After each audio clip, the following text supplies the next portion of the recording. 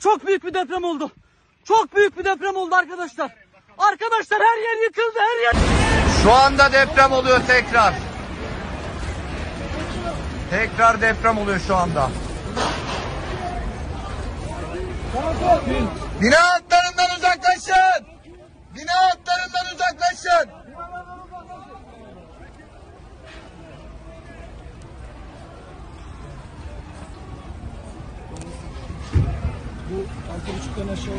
Yok efendim, bu çok yüksek.